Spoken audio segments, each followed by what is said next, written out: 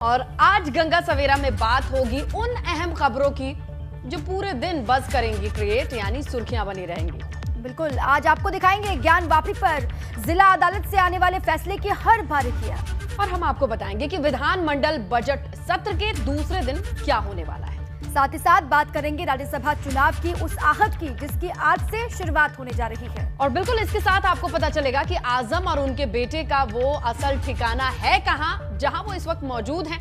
रामपुर में पेशी के लिए जाएंगे या फिर नहीं, ये सारी अपडेट आपको मिलने वाली है। और देखिए, आपको उत्तराखंड का हर अपडेट भी बताएंगे। तो चलिए शुरू करते हैं हमारा खास बुलेटिन गंगा सवेरा, और अगले 1 घंटे तक आप हर उस खबर से रूबरू होइएगा जो आज दिन भर हलचल में रहने वाली है, सुर्खियों में रहने वाली है।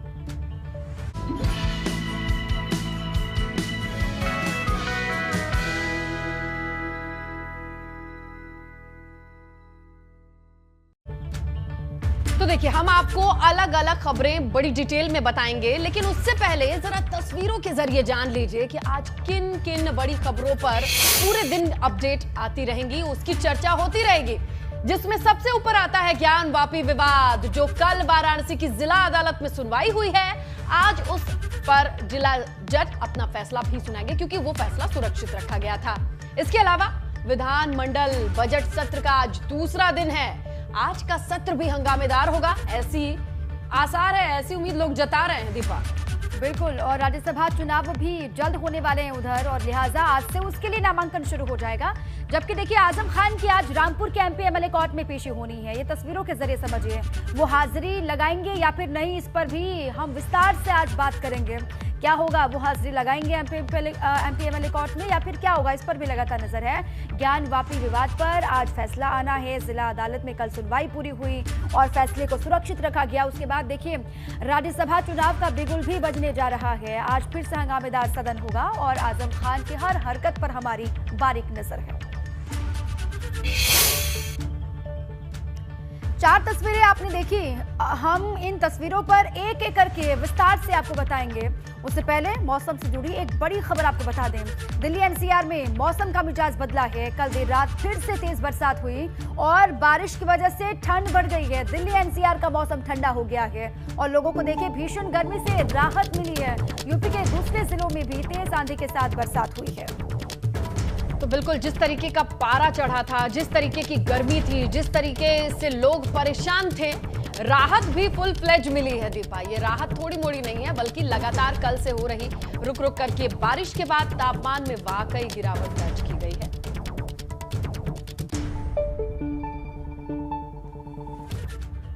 ज्ञान वापी विवाद पर आज वाराणसी के साथ साथ प्रदेश के लिए भी बड़ा दिन है। क्यों? क्योंकि आज ज्ञान वापी पर जिला अदालत को अपना फैसला सुनाना है, क्योंकि कल ज्ञान वापी मस्जिद विवाद पर वाराणसी की जिला अदालत में सुनवाई हुई। इस दौरान जिला जज अजय कुमार विशेष ने कहा कि फैसला आज के लिए सुरक्षित रखा जाए, जो आज दोपहर के बाद सुनाया जाएगा। जिला अदालत ने अपना आदेश इस आधार पर सुरक्षित रखा है कि विवाद को आगे सुनवाई की प्रक्रिया में लाना है या फिर नहीं। ज्ञान वापी मामले में सोमवार को सुप्रीम कोर्ट के आदेश के बाद जिला जज की अदालत में पहली सुनवाई कल हुई थी। जिला जज ने दोनों पक्षों को सुना। हिंदू पक्ष ने सर्वे साक्ष्य पर बहस करने की दलील दी, तो वहीं मुस्लिम पक्ष 7-11 पर बहस करने की दलील देता नजर आए। अब कोर्ट 2 बजे के बाद ये फैसला सुना सकता है।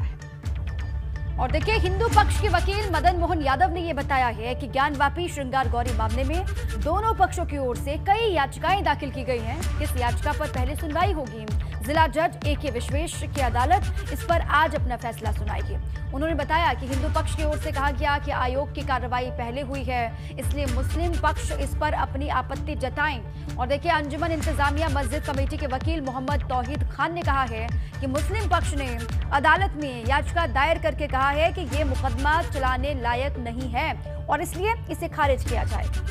इसके अलावा ज्ञान वापी परिसर में मिले कथित शिवलिंग के नियमित पूजन अर्चन के लिए अदालत में काशी विश्वनाथ मंदिर के महंत डॉक्टर कुलपति तिवारी ने सोमवार को याचिका दायर की। तिवारी ने कहा कि मैं बाबा विश्वनाथ की तरफ से आया हूं। मैंने आज एक याचिका दाखिल की, अदालत से बाबा के नियमित दर्शन पूजन की मांग की है।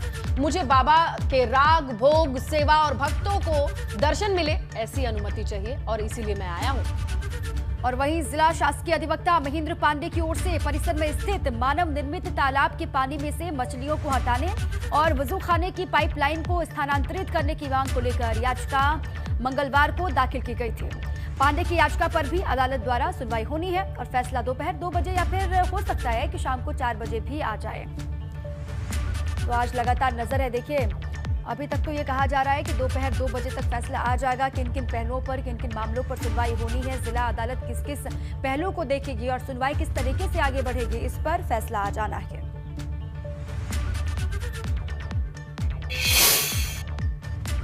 तो कल बहुत अहम दिन था, सुनवाई का पहला दिन था। सुप्रीम कोर्ट के आदेश के बाद देखिए सीनियर डिवीजन बेंच से जब इसे जिला कोर्ट में लाया गया, इस पर हिंदू पक्ष का क्या कहना रहा, सुनिए। माननीय न्यायालय ने दोनों पक्षों को सुनने के बाद अपना ऑर्डर रिजर्व रखा है और इसमें आगे क्या प्रोसीजर अपनाया जाएगा ये माननीय न्यायालय अपना ऑर्डर पास करेगा। अगली सुनवाई की डेट क्या होगी ये भी पता चलेगा। जजमेंट कितने बजे होगा ये कोई नहीं बता सकता। देखिए ऐसा है, हरिशंकर जैन साहब की तरफ से दलील रखी गई कि पहले वो कमीशन की जो वीडियोग्राफी है उसकी रिपोर्ट हमें अवेल करा दी जाए, उसके बाद हम आगे का देखेंगे।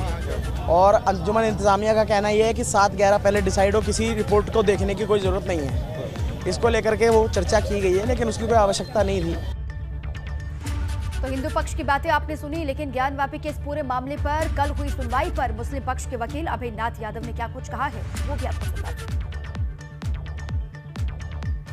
उधर से बहस की गई कि साहब कमीशन की रिपोर्ट की हमको कॉपी दी जाए, हम कमीशन की रिपोर्ट को ऑब्जेक्शन फाइल करेंगे और कमीशन की रिपोर्ट के लाइट में भी कि ऑर्डर 7 रूल 11 देखा जाएगा। उस पर मैंने विधि व्यवस्था सुप्रीम कोर्ट की दी कि ऑर्डर 7 रूल 11 के लिए केवल प्लेंट देखा जाएगा, जो उनका मुकदमा दाखिल किए हैं तो उसी को पढ़ा जाएगा, इसके लिए कोई कमीशन की ज़रूरत नहीं है। और सीधी बात ये है कि सुप्रीम कोर्ट ने ये तय कर दिया है कि ऑर्डर 7 रूल 11 की एप्लीकेशन पहले डिसाइड होगी। उधर ज्ञानवापी मामले पर केंद्रीय मंत्री एसपी सिंह बघेल ने भी बयान दिया है। उन्होंने कहा है कि पूरा इतिहास भूगोल समझा दिया। क्या कुछ कहा उन्होंने, जरा समझिए आप। ज्ञानवापी मामले में पूरे देश को यही कहना चाहूँगा कि काशी है भगवान शिव द्वारा बसाई गई एक नगरी है, जैसे the oldest civilisation on the earth. और इस्लाम जो है ये 7वीं शताब्दी में अस्तित्व में आया है और हमारे यहाँ द्वापर का कार्यकाल ही 5400 साल है, तो सतयुग भी रहा है, त्रेता भी रहा है। तो उन लोगों को सोचना चाहिए, एक किराएदार किसी भी विवाद में मकान मालिक को, माननीय अदालत को गुमराह कर सकता है, लेकिन अंततः फैसला हमेशा मकान मालिक के पक्ष में ही आता है। और ये देश संविधान से चलेगा, रूल ऑफ लॉ से चलेगा, किसी के विरोध करने से और भीड़ तंत्र से देश नहीं चलेगा। देखिए ज्ञानवापी के अब इस पूरे मामले पर फैसला कब तक आता है, क्या कुछ घटनाक्रम आज के दिन में होते हैं, इस पर जो भी अपडेट आएगी सबसे पहले आप देख पाएंगे बीपी गंगा पर ही। आपको हर एक अपडेट से हम रूबरू करवाएंगे। बहरहाल आगे बढ़ जाते हैं और अब बात यूपी विधानसभा के बजट सत्र की करते हैं। बिल्कुल, देखिए बजट सत्र का आज दूसरा दिन है और आज भी सदन में जोरदार हंगामा हो सकता है, इस बात के आसार हैं। हालांकि आज राज्यपाल के अभिभाषण पर सदन में चर्चा होगी। नेता प्रतिपक्ष राज्यपाल के अभिभाषण पर अपना पक्ष रखेंगे, जो कि हैं अखिलेश यादव। इसके अलावा कांग्रेस, आरएलडी, सुभाष सपा के नेता भी इस चर्चा में शामिल होंगे, जबकि मुख्यमंत्री योगी आदित्यनाथ सुबह 11 बजे विधानसभा की कार्यवाही में शामिल होंगे। आज अहम दिन है क्योंकि आज अखिलेश यादव पक्ष रखेंगे। राज्यपाल का जो 1 घंटे 10 मिनट का अभिभाषण था, जो कल बड़े हंगामे के बीच पूरा किया उन्होंने, आज इस पर चर्चा होनी है। तो कल क्या हुआ था और आज क्या होगा, जरा इसे देखिए आप। बुलेट पॉइंट्स हमने स्क्रीन पर लिख दिए हैं आपकी सहूलियत के लिए। कल जो चीजें हुई थी वो आप पढ़िए। एक तरफ जहां अभिभाषण शुरू होते ही सपा विधायकों ने हंगामा किया, उसकी तैयारी के साथ आए थे भाई, वो बैनर पोस्टर लेकर के वो मौजूद थे जिसमें महंगाई, बेरोजगारी, कानून व्यवस्था का जिक्र था उनकी तख्तियों में। आज क्या होगा, सुबह 11 बजे सीएम भी शामिल होंगे कार्यवाही में और अभिभाषण पर विपक्ष की तैयारी। और इससे पहले कल 70 मिनट में विधानसभा में जो कुछ भी हुआ वो वाकई में बहुत हैरान करने वाला था। 6 तस्वीरों के जरिए आपको समझाते हैं। कल पहले दिन हंगामे के साथ शुरू हुआ और हंगामे के साथ ही ये पूरा दिन, देखिए पहला दिन सत्र का खत्म हो गया। विपक्ष के हंगामे के बीच ही राज्यपाल ने अपना पूरा अभिभाषण कंप्लीट किया। लेकिन सवाल सबसे बड़ा ये है कि अगर हंगामा होगा तो काम कब होगा, काम कैसे होगा, क्योंकि इस बार सिर्फ 6 दिन का ही सदन चलना है, जिसका पहला दिन हंगामे की भेंट चढ़ चुका है। ये तस्वीर देखिए आप, जब से राज्यपाल आनंदीबेन पटेल का अभिभाषण शुरू हुआ तब से लेकर के अभिभाषण खत्म होने तक ये विपक्षियों का जो हंगामा है वो थमा नहीं रुका देगा। अखिलेश यादव जी समाजवादी पार्टी के राष्ट्रीय अध्यक्ष के रूप में वो स्वयं विपक्ष के नेता के रूप में सदन में हैं, तो कुछ सुधार आएगा, लेकिन समाजवादी पार्टी ने तय किया कि हम नहीं सुधरेंगे। पूरे बजट पर विस्तार से चर्चा हो, जनता की बात उसमें आए। लोकतंत्र में ये बहुत ज़रूरी है, लेकिन भाजपा लोकतंत्र का ईमानदारी से निर्वहन नहीं कर रही है। यूपी विधानसभा के बजट सत्र का पहला दिन इसी हंगामे के साथ शुरू हुआ और इसी हंगामे के साथ खत्म हो गया, क्योंकि जैसे ही राज्यपाल आनंदीबेन पटेल ने अभिभाषण पढ़ना शुरू किया, समाजवादी पार्टी के विधायकों ने हाथ में तख्ती लेकर विरोध शुरू कर दिया। राज्यपाल आनंदीबेन पटेल ने करीब 70 मिनट तक इसी शोर के बीच अभिभाषण पढ़ा। प्रदेश में कुल 6,195 सरकार द्वारा रमाला, मुंडेरवा तथा पिपराइच में नई चीनी मिलें स्थापित की गई है। कोरोना काल के चुनौतीपूर्ण समय में भी प्रदेश की सभी 119 चीनी मिलों का निर्बाध रूप से संचालित किया गया है। जैसे ही राज्यपाल का अभिभाषण शुरू हुआ, उन्होंने सरकार की उपलब्धियां गिनानी शुरू की। वैसे ही सपा के सदस्य वेल में आ गए और हंगामा करने लगे। सपा के सदस्यों के हाथ में तख्तियां, प्ले कार्ड नजर आए, जिन पर बेरोजगारी, कानून व्यवस्था जैसे मुद्दों पर सरकार को घेरने की कोशिश की गई। आपको बता दें कि बजट सत्र 31 मई तक चलेगा, जबकि 26 मई को बजट पेश होगा। बजट सत्र मात्र 1 हफ्ते का होगा, लेकिन जिस तरह से पहले दिन हंगामा हुआ, उससे सवाल बड़ा है कि क्या आगे भी ऐसे ही शोर मचेगा, और शोर होगा तो फिर काम कब होगा। Bureau report, ABP Ganga.